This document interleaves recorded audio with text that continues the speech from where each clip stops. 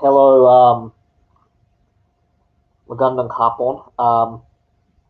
I'm going to present the Pinoyathletics Wonderful World of Athletics on Friday, and we're going to be discussing our nationwide virtual event, which is taking place with the good sponsors of Masiv Sports.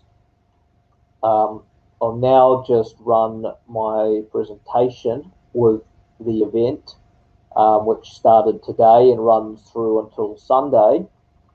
We'll just share the screen. Okay, excellent. Full screen. So before I continue, I'd just like to remind you to remember to click that subscribe button on youtube.com, Pinoyathletics20. It's the link for more great videos and insights on Philippine athletics and worldwide athletics and sports in general, as well as training tips and other relevant videos. Okay, firstly, Pinoyathletics Masiv Sports Nationwide Virtual Meet, September 23 to 25. We're going to be covering the sponsors, entry lists, videos of dry runs, competition rules, and notations. So, continuing that, the event is sponsored by Masiv Sports, which provides quality sportswear apparel and outfits the UAAP and national teams. The winners of these events in each category, in each event, so we're going to be awarding 8 singlets for the winners of the men and women for 1, 2, 4, and 8. So no age category awarding for singlets this time around, but 8 singlets being awarded in the men's 1, men's 1, men's 2, men's 4, men's 8, and women's 1, 2, 4, and 8. We will be awarding certificates for the different age category participants in ranking. So they're going to be ranked in order of finish, but the singlets only go to the overall fastest times for each gender in each event. In other words, open age. All participants can avail free shipping to LBC outlets and discounted rates on quality sportswear if they join the event. Please like Masiv Sports on Facebook page and post a review. Interested in sponsoring future Pinoyathletic events, email pinoyathletics@gmail.com to promote your brand to the Philippine athletic community and add to the prize pool of future meets. The purpose of these events is to keep athletes motivated and retain morale during a pandemic. At the same following the guidelines in place, but also keeping fit, engaged, and active within the parameter of the set guidelines regarding COVID-19 safety precautions. So, we're not encouraging people to go out and, break COVID rules to run at this meet. They still need to follow the set guidelines in place in their local government units. So going through our list of entries for the events in the 100 men, there's the following athletes. There are 14 entries in total, including in the list a national pre-SAR champion, a very prominent triple jumper, an athlete based in the States,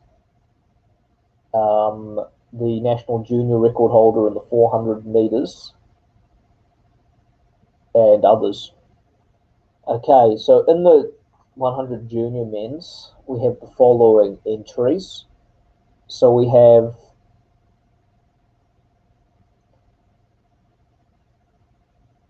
um, 19 entries in the junior 100 for athletes born January 2002 and after. So this is quite a wide-ranged open field. There are some young upcoming athletes in this event, which we'll find out about later for that particular event.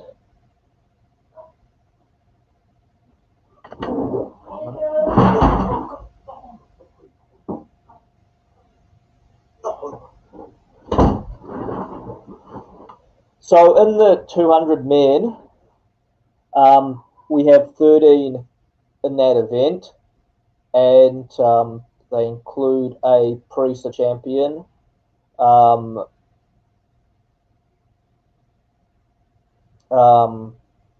athlete again from overseas, and a national junior 400 meter record holder. And there are 13 in the 200 men's.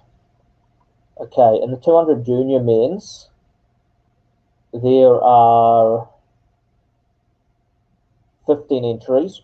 We've already had, actually going back to the men's 100 juniors, we've already had 3 registered times, which we will be showing in the videos. In the junior men's, we already have 15 entries. We have 1 who is registered at a time. Unsure about upcoming athletes, but again, a wide open field with athletes coming down from the 4 and the 8 to run a 2, and athletes coming up from the 100 to run the 2. Then 400 men's, we have 19 entries, including a UAAP record holder in the 8 and the 1.5, former national athlete, a UAAP/junior national champion, UAP junior national champion, and several others, including the top entry, who's the junior record holder in the 400,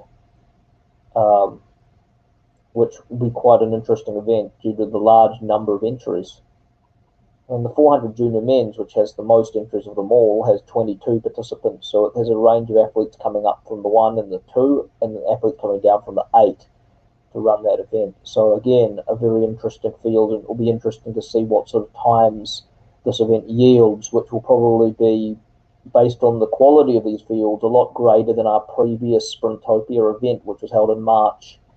800 men's, we have a former SEA Games athlete, and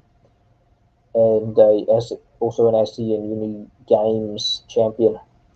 The 800, we have also 2 athletes who have continuously won several of our virtual events, including the 1,000 events from 1,000 to 1.5 to 5,000 meters. In that event, another interesting event with 14 entries. The 800 junior men's, we have 18 entries in total, so quite a large field. Again, a wide open event with a returning athlete that's won a few of our virtual events in the past, as well as several other interesting athletes in that field. So the 100 meter women's, interesting event also. We have a Palerong Pambansa silver medalist, a SEA Youth Jumps medalist. Going through that list, of course, the very famous Laika Jano, who has 151,000 TikTok followers. Erika Ruto, who won the 1,000 event and other events, all now stepping into her primary event, the 400 meters, having won medal at the Badan Pinoy and making the Polaroid finals in the 400.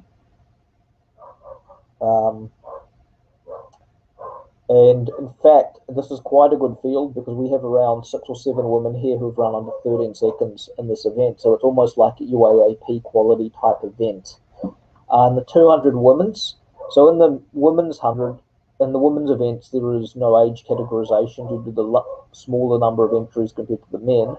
So we haven't divided the entries into age categorization. In the women's 200, we have a Polaroid silver medalist, and several of the entries from the 100 are also lining up for 2. Not so many entries, but in the 400, there are different entries. We've had 2 scratchings in the event due to various reasons. So Ruto going at her primary event, Polaroid finalist. Also lined up in the event is like a Jana and several other athletes, which will be interesting. Knowing the entries in the event, Ruto probably starts as the favourite, but the other placings are very up for grabs, with several credible athletes looking at improving their personal bests in that event. So in the 800 women's, again, 2 scratchings with the top athlete from Auckland scratching, but we still have several prominent athletes in this particular event, with Palaro finalist Edna Matubo and other competitive athletes in the said event. Now, with the 3,000 metres event that we were initially going to hold has been postponed due to a high number of entries. We have had nationwide, from places as far as Lawag to Zamboanga City. The 3,000 event has been postponed to October 30 to 31 at our next virtual event. We will announce a full set of events once we have finished with this event on the 26th of September at 11:59 p.m. So why not check out our calendar for our full set of events at www.pinoyathletics.info, and remember to hit that subscribe button at youtube.com Pinoyathletics20. So the next thing I'm going to be sharing is some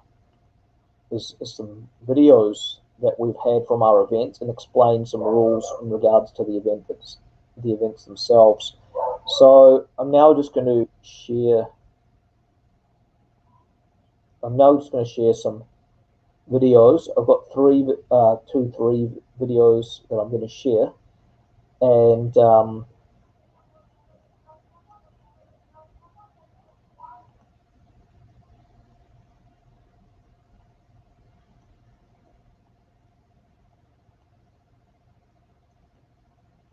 2 or 3 videos I'm going to share. Actually, the videos we won't share them on this occasion, but we will actually, yeah. So these videos I'm going to share, but I'm going to give you examples of which actually we will share the videos. I'll put the videos up in the next section, because there's too many pauses and delays in this particular talk. So I'm just going to go through some brief rules with the event. So the first thing is, with the videos, I was going to demonstrate that in order for a video to be accepted, the video has to be full length with a clear view of the start and finish.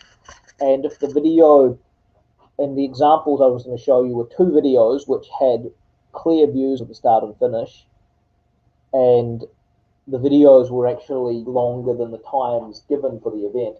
One video was the third video wasn't accepted though, because the time, or the hand time given, was 13.2, which would be slower in the video software electronic time, and the video length was only 12.53.